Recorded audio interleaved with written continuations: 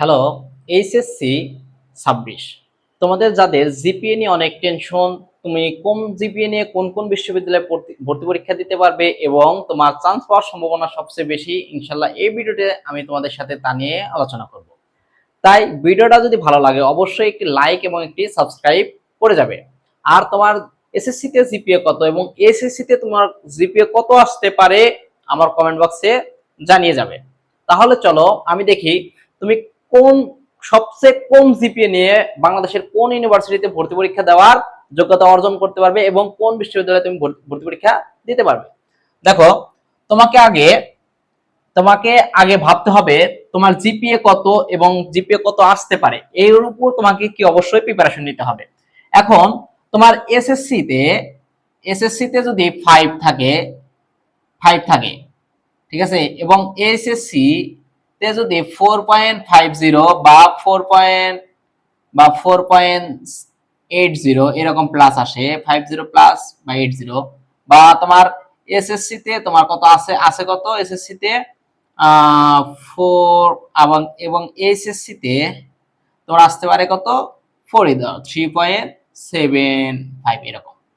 তাহলে দেখো, যাদের তোমার এসএসসি তে জিপিএ 5 আছে এবং এসএসসি তে তোমার জিপিএ 5 আসতে পারে এবং এসএসসি তে জিপিএ 5 আসতে পারে তারা, তোমার যদি স্বপ্ন থাকে মেডিকেলের প্রিপারেশন তাহলে তুমি মেডিকেলের প্রিপারেশন নিতে পারো এবং ইঞ্জিনিয়ারিং প্রিপারেশনও তুমি নিতে পারো যদি তোমার স্বপ্ন থাকে, ঠিক আছে। কিন্তু তোমার এসএসসি তে তোমার কি জিপিএ 5 নাই এবং এসএসসি তে তোমার জিপিএ 5 পাওয়ার সম্ভাবনা নাই, কারণ তুমি পরীক্ষা দিয়েছো, কেমন পরীক্ষা দিয়েছো তুমি অবশ্যই ভালো জানো। তাহলে অবশ্যই আমি বলবো তুমি মেডিকেলের আর ইঞ্জিনিয়ারিং প্রিপারেশন তুমি নেবে না, কারণ মেডিকেলের প্রশ্ন প্যাটার্ন এবং ইঞ্জিনিয়ারিং প্রশ্ন প্যাটার্ন কিন্তু তোমার টোটালি আলাদা। তুমি মেডিকেলের প্রিপারেশন নিলে তোমার কি ভার্সিটি হবে না, ঠিক আছে। এবং ইঞ্জিনিয়ারিং প্রিপারেশন নেওয়ার পরে দেখবে যখন তোমার জিপিএ কমে গেছে এবং জিপিএ তে ভালো একটা মার্ক নাই, তখন কি তোমার ভার্সিটি প্রিপারেশন ওইভাবে নিতে পারবে না, কারণ ভার্সিটিতে তোমাকে অবশ্যই বায়োলজি দাগাতে হয়, ঠিক আছে। তাহলে যদি তোমার দুটাতে 5 আসার সম্ভাবনা থাকে, মানে এসএসসি তে তুমি 5 পেয়েছো এবং এসএসসি তে তোমার কি 5 আসতে পারে বা আসবে, এরকম যদি তোমার কনফিডেন্স থাকে তাহলে তুমি তোমার স্বপ্নের মেডিকেল বা তুমি ইঞ্জিনিয়ারিং প্রিপারেশন নাও। আর যদি তোমার এসএসসি তে অনেক এসএসসি তে কত 4.50 এবং এইচএসসি তে কত 4 এরকম আসতে পারে, তাহলে অবশ্যই আমি বলবো তুমি অবশ্যই ভার্সিটি প্রিপারেশন নাও।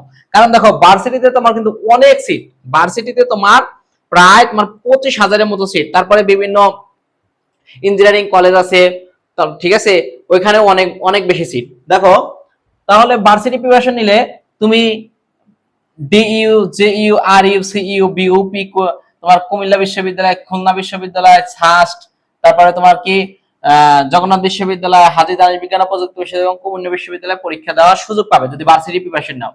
তোমার দেখো সবচেয়ে কম জিপিএ এসএসসি তে তুমি তোমার যদি 3.50 এবং এসএসসি তে 3.50 এবং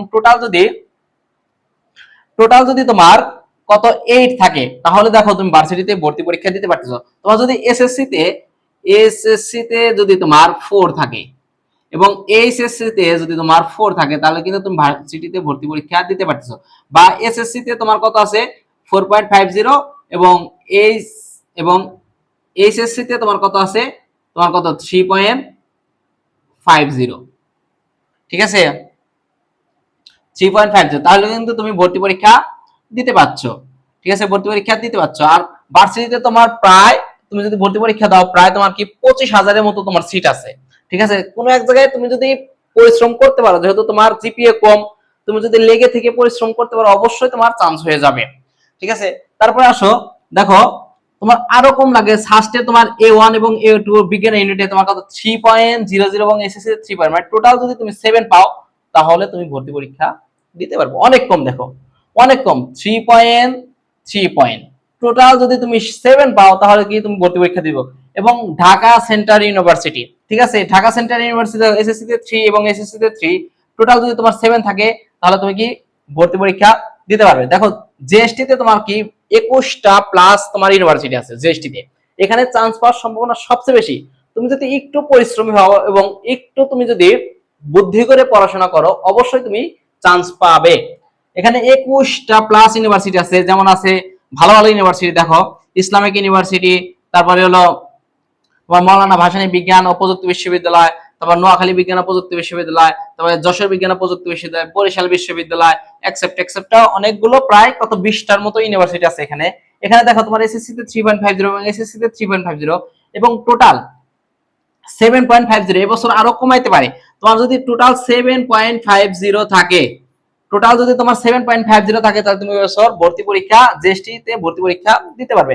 তারপরে দেখো জাতীয় বিশ্ববিদ্যালয় আছে, জাতীয় বিশ্ববিদ্যালয় দেখো 2.70 2.50 টোটাল 6 থাকলে কি তুমি ভর্তি পরীক্ষা দিতে পারতেছো। যদি বিজ্ঞান স্টুডেন্ট হও, মানবিকের স্টুডেন্ট হলে তোমার এসএসসি এবং এসএসসি 2.50 টোটাল 5.50 হলে কি তুমি জাতীয় বিশ্ববিদ্যালয়ে ভর্তি পরীক্ষা দিতে পারতেছো।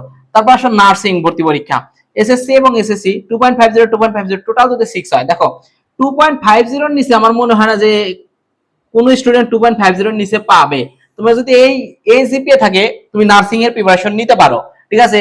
তারপরে তুমি ঢাকা সেন্ট্রাল ইউনিভার্সিটির জন্য প্রিপারেশন নিতে পারো। তুমি যদি ভার্সিটির প্রিপারেশন নাও, আমার বিশ্বাস তোমার যে কোনো এক জায়গায় হয়ে যাবে, যদি তুমি লেগে থেকে পরিশ্রম করতে পারো।